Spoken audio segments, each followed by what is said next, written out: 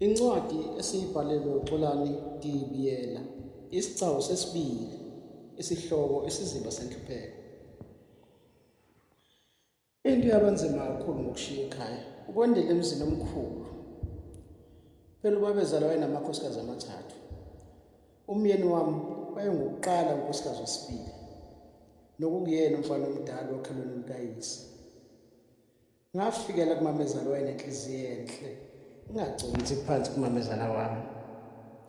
Kwazise wayengenayo ingane yentombazane, wayengiphathisa okweqanda. Ngiyundaba emlonyeni nawabanye omama bendawo njengomakoti ophelele, omuhle, ofundikisekile nonesizotha.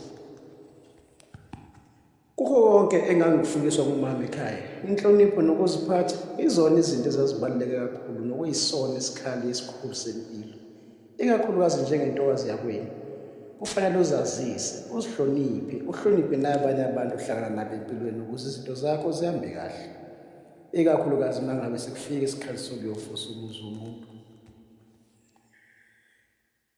Impilo ngangiyibona ihambela kahle bentwana, ngangizibona ngiyindlovukazi. Phela uManqoba wayengenza ngazizwa ngiyisidatanyiso, enothando nenhlonipho umuntu wenkosi. Ubengibanga phambili kukho konke akwenzayo. Wangenza ngazizwa ngithole ikhaya lesibili emva kokushiya ekhaya.